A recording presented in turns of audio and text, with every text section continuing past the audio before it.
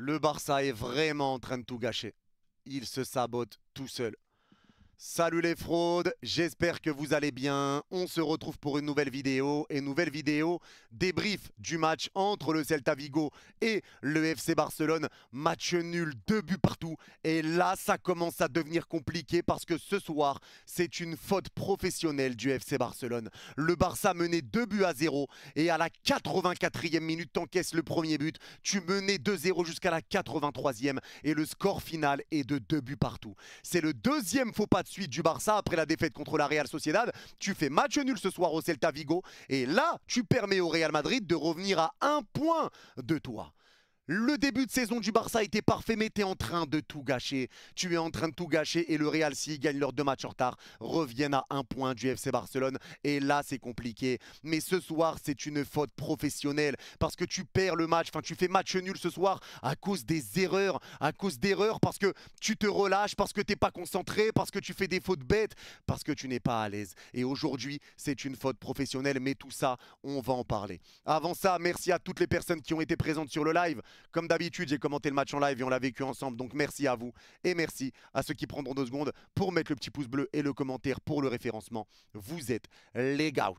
Et on est parti pour ce débrief et on va commencer par dire que cette entame de match déjà du FC Barcelone était compliquée parce que le Celta Vigo a joué assez haut, le Celta Vigo a pressé, le Celta Vigo était bien en place, ils pressaient tous ensemble, c'était un Celta Vigo qui était cohérent et qui ne laissait pas le Barça respirer. Parce que je le rappelle encore une fois, le Celta Vigo est une bête noire du FC Barcelone. Sur les 10 derniers matchs qui ont eu lieu au Celta Vigo, le Barça en a remporté 2. Seulement 2 victoires sur les 10 derniers matchs. La dernière fois que le Barça a remporté 2 victoires de suite contre le Celta Vigo chez eux, c'était en 2015.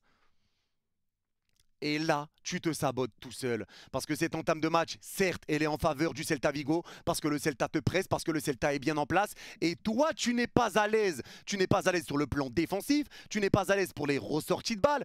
Tes passes sont très souvent mal données, c'est des ballons rendus aux adversaires ou des ballons mis en touche, donc tu n'es pas serein pour ressortir les ballons. Donc tu n'as pas cette maîtrise pour ressortir proprement, parce qu'une fois que le ballon arrivait à repartir vers l'avant, je trouvais le jeu offensif était assez bon. Le jeu offensif était correct, avec Pedri qui combinait avec Rafinha, Koundé, Lewandowski, ça laissait passer le ballon, ça se créait des situations.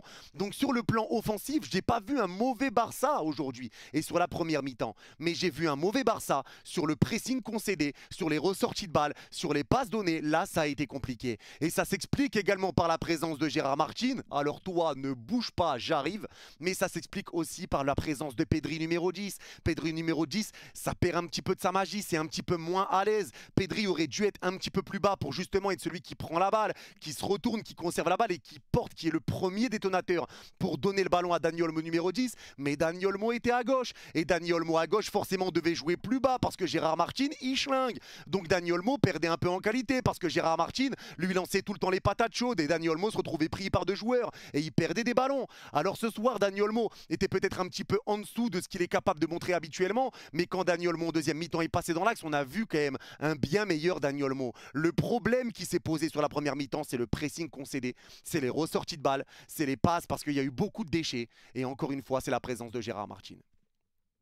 Moi, il faut m'expliquer qu'est-ce que Gérard Martin fout avec le maillot du Barça sur le dos. Ce mec-là est nul, ce mec-là schlingue, ce mec-là schmoute, ce mec-là pue la merde. Il est éclaté contre un arbre, il est nul à chier. Il est nul sur tous les matchs qu'il fait avec le Barça.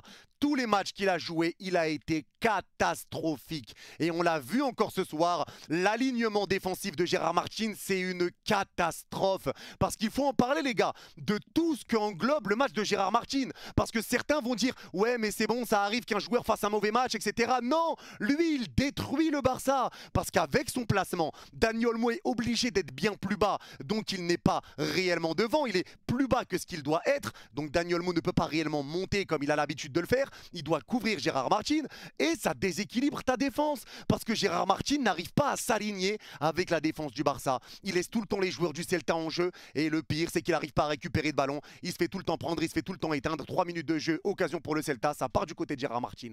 Et heureusement qu'Aguas passera de son face-à-face. Parce que les premières minutes pour le Barça ont été très très compliqué. Mais Gérard Martin est un cancre. Gérard Martin est mauvais. Ça veut dire qu'il déstabilise ta défense. Il rentre en milieu de terrain. Il force ton milieu de terrain à devoir décrocher beaucoup plus. Il flingue aussi Dani Olmo. Et il flingue ton attaque. Parce qu'il n'a aucun apport offensif. Parce que c'est pas son mauvais. Il n'est pas dans le beau tempo. Tout est mauvais. Placement défensif, nul. Les passes, nul. Le pressing, nul. La défense, nul. Le jeu offensif, nul. Le jeu avec les coéquipiers, nul. T'es nul! Mais qu'est-ce qu'il faut encore avec le maillot du Barça?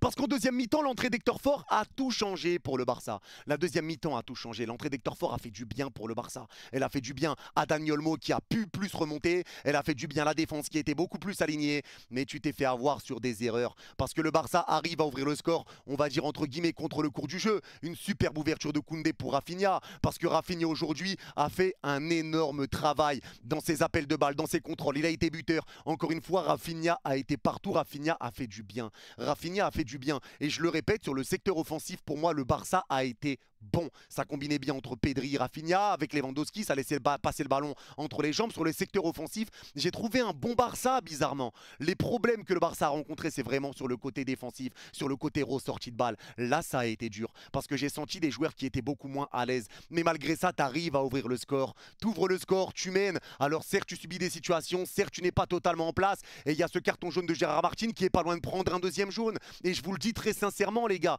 le deuxième jaune, pour moi, il y a un deuxième jaune.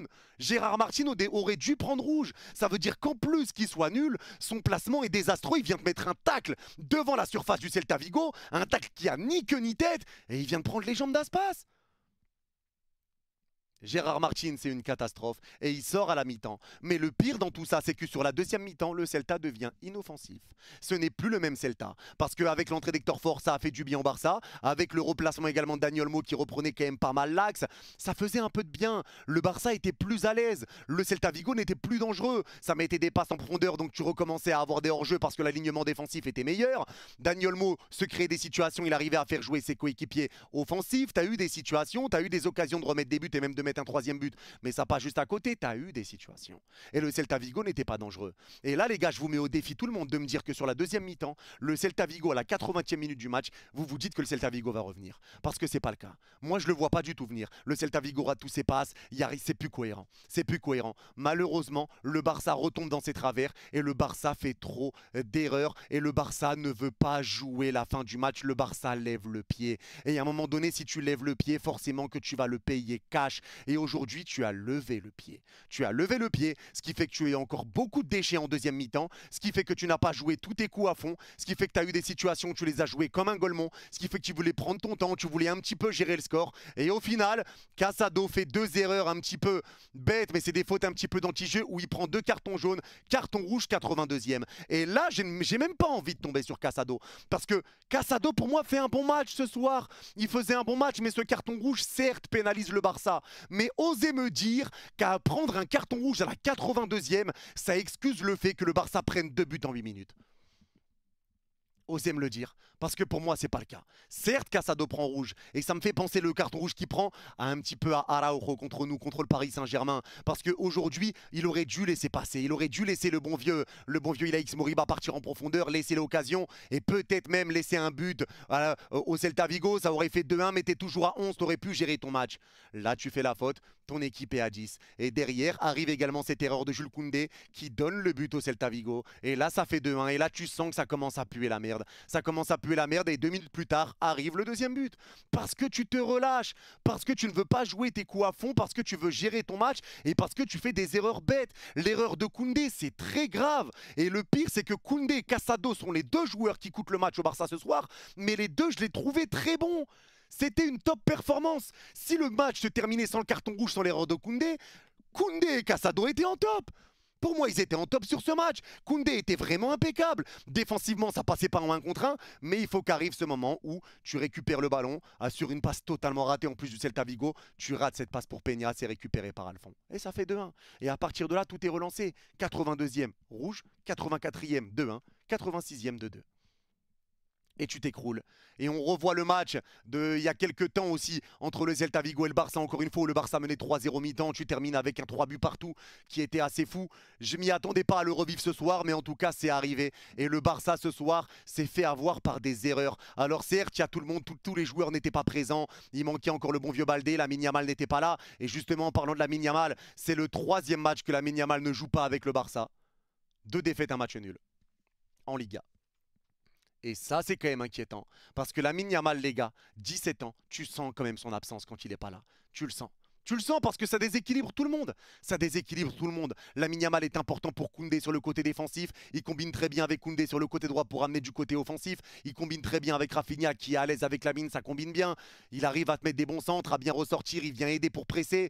Et forcément là, c'était pas le cas parce que ton alignement était un petit peu délicat aujourd'hui. Et tu as laissé le Celta Vigo se créer des situations et encore des situations. Mais quand tu mènes 2-0, c'est interdit de faire des erreurs pareilles. C'est interdit. Parce qu'aujourd'hui, tu te gâches ton match et tu donnes énormément d'espoir au Real Madrid de revenir après un début de saison canon. Tu redonnes espoir au Real Madrid de revenir à 1 point de toi.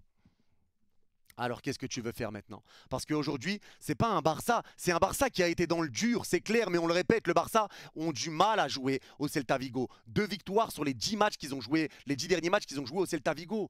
C'est pas pour rien non plus, c'est une équipe qui est compliquée à jouer, c'est leur bête noire.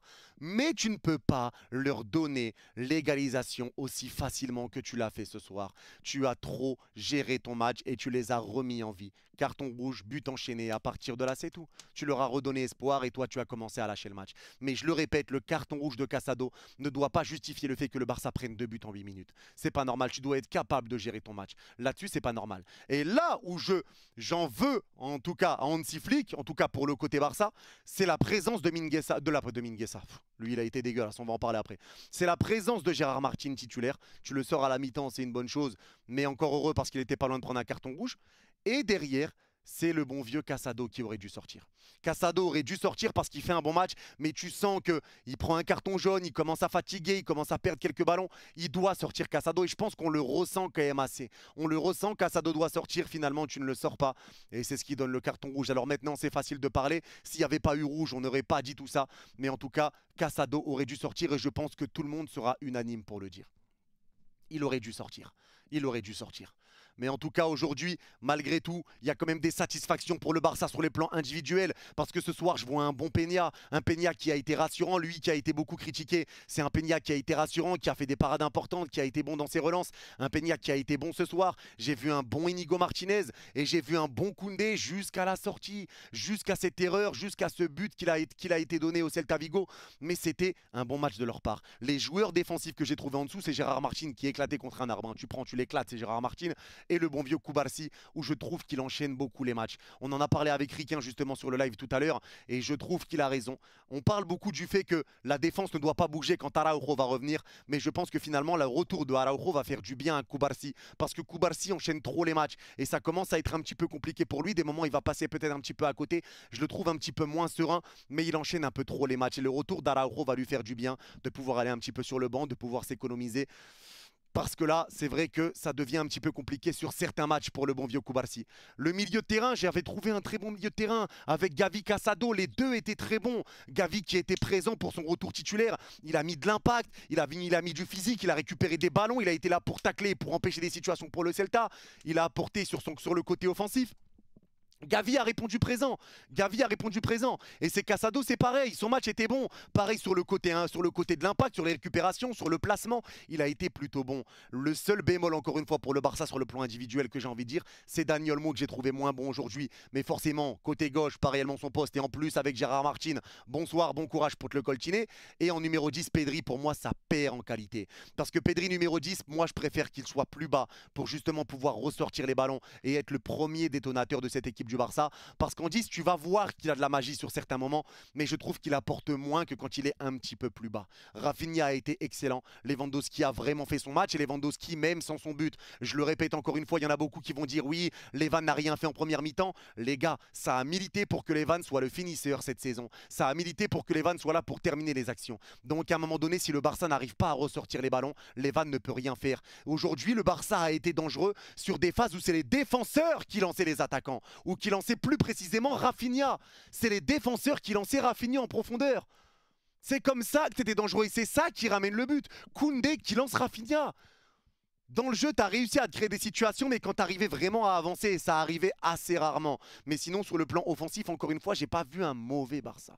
J'ai pas vu un mauvais Barça. Mais aujourd'hui, c'est compliqué parce que tu donnes le match. Tu donnes le bâton pour te faire battre. Tu donnes 2 points gratuits au Real Madrid et tu perds 2 points très, très, très, très bêtes. Et c'est ça qui doit être dur à encaisser là pour le Barça après la défaite contre la Sociedad. Maintenant, ce nul contre le Celta Vigo et tous les matchs où le Barça fait un faux pas, Lamine Yamal n'est pas là. Il faut parler aussi de l'importance de ce garçon. Il fait du bien sur le côté droit, il fait du bien à tous les coéquipiers, il fait du bien à tout le monde. C'est un équilibre. Ce mec-là est un équilibre. Mais encore une fois, à 2-0, c'est interdit de te prendre 2 buts. Mais en tout cas, avec ces erreurs-là, tu relances totalement la Liga et tu viens donner un second souffle et un gros espoir au Real Madrid. En tout cas, c'est tout pour ce débrief. N'hésitez pas à me dire en commentaire si vous êtes d'accord ou pas d'accord avec moi.